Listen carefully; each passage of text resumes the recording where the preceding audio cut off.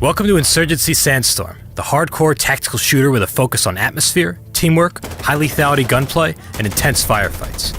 My name is Michael Saruhas, I'm the lead game designer, and in this video, I'm going to take you through what makes our experience really special.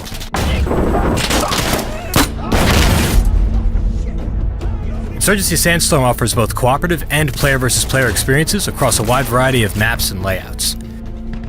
In our co-op mode checkpoint, you can play solo or team up with other players against challenging AI. Your team must capture and destroy objectives as you advance through the map, but be careful. You only respawn when your team completes an objective. That means if you're the last one alive, it's all on you. Every time an objective is captured, there's a chance the enemy will launch a counterattack.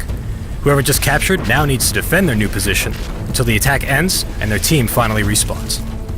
Sandstorm features 3 player versus player modes: Push, Firefight, and Skirmish. In Push, an attacking team must progress through the map until they are able to reach and destroy the defending team's weapon cache. This mode moves fast and intense, with team coordination and fire support being critical to a successful attack or defense. In Firefight, however, things slow down. This mode focuses on close and intimate encounters, featuring restricted loadouts and no fire support. The map has 3 objectives. Every time a team captures one, they respawn their dead teammates. You need to take all 3 objectives or kill all the enemy to win. The clutches get real here, with one player able to bring back the entire team with just a single capture. There's also a ranked 5 versus 5 for those looking for a more competitive experience. Skirmish is a large-scale open battlefield where players need to destroy the other team's weapon cache, defend their own, and hold all 3 objectives. Each team needs to keep their weapon cache safe, because if they lose it, they'll stop getting those respawn waves from captures.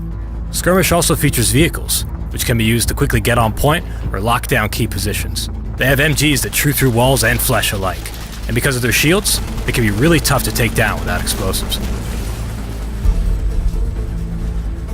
Weapons at Sandstorm have no crosshair and are not fixed to the center of the screen. Instead, they use a system called free aim, meaning they can move independently of your view. You always need to mind your muzzle and pay attention to where your weapon is pointing. Whenever you fire, that's where the bullet is going to go. And as long as your finger is on the trigger, you can always take a shot. Insurgency is all about immersion. We keep our HUD very minimal. There's no kill feed, hit markers, or anything that might distract from the action in front of you. The only way to confirm a kill in Sandstorm is to watch the body drop. Each weapon and its ballistics were created with meticulous care. Caliber, barrel length, and other factors play into every shot you take. Close-range shots are simulated in a manner similar to hit scan, with longer ranges using a real-time projectile simulation. As a result, CQB is clean and quick, especially considering our high lethality. Long-range shooting, however, involves a little more time-to-target calculation. In addition to dropping from gravity, bullets slow down as they travel through the air, and slow down even more when they penetrate different materials, all the while reducing their damage potential. A thin wooden panel isn't much, but a thick concrete barrier is a different story. Now, ammo management is important. When you reload an Insurgency, you're not just dipping into a magical pool of ammunition. You need to keep track of every magazine you have and how many bullets you have in each one. If you forget, you can always pat down your vest with an ammo check to get a rough idea. There's also a staged reload system, where if your reload is interrupted, you can continue it from where you left off.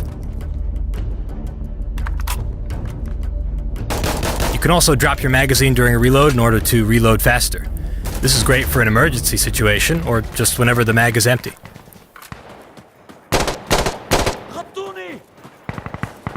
Every sound in Insurgency Sandstorm tells a story. We've put a lot of effort into our soundscaping to contribute on both the gameplay level and an atmospheric one.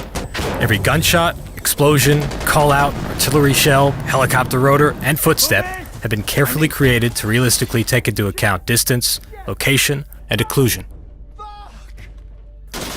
The same shot fired in a cement room, a metal warehouse, or a city street is going to sound different, and gives a wealth of information about the shooter.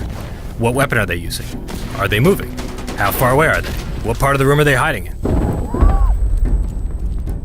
The Sandstorm is definitely a hardcore military game, but still recognizes the value of fluid movement. There's a variety of interaction options, including low vaulting, high vaulting, sliding, door breaching, and charging. Kick in a door to quickly make entry, disorienting anyone inside, and killing anyone unfortunate enough to be standing in the way. Peek through a door to get an angle on an enemy, or bounce in a grenade without exposing yourself. These kinds of options are also available in vehicles, where you can duck to avoid fire, or even turn an enemy vehicle's machine gun on its own passengers.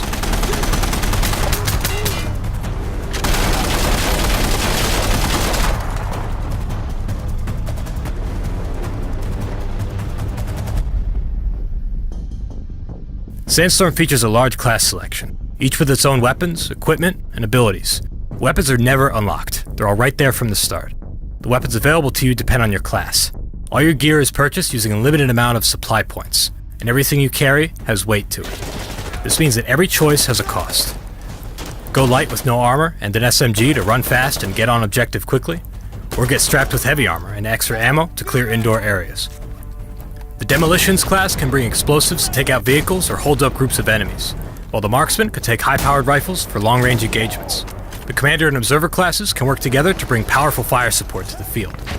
Call in artillery strikes, smoke screens, gas attacks, airstrikes, explosive drones, and helicopter support. Weapons can be customized and equipment selected to suit a variety of roles. Create your own personal build from a wide variety of upgrades including optics, foregrips, suppressors, explosives, quick-draw holsters, greased bolts, and more. As with our weapons, these are never unlocked. They're all right there from the start and depend on your class. But remember, each accessory comes with a cost. Think tactically and prepare appropriately. Use smoke grenades to cover your advance, Molotov cocktails for area denial, rocket launchers to destroy vehicles, C4 to surprise enemies, or just good old-fashioned, no-nonsense frag grenades. You create your own identity on both factions. Choose from hundreds of different clothing and gear items including combat shirts, track pants, helmets, gloves, hoodies, masks, sunglasses, and plenty of other options. Change your gender, face, hair, and voice to suit your character. Every customization item you see can be earned through gameplay. More content is coming after release. Post-launch we'll be adding new weapons, maps, customization items, modding support, and more. As with the original Insurgency, this type of content will be free. Our community really is important to us, and we don't want to split our player base.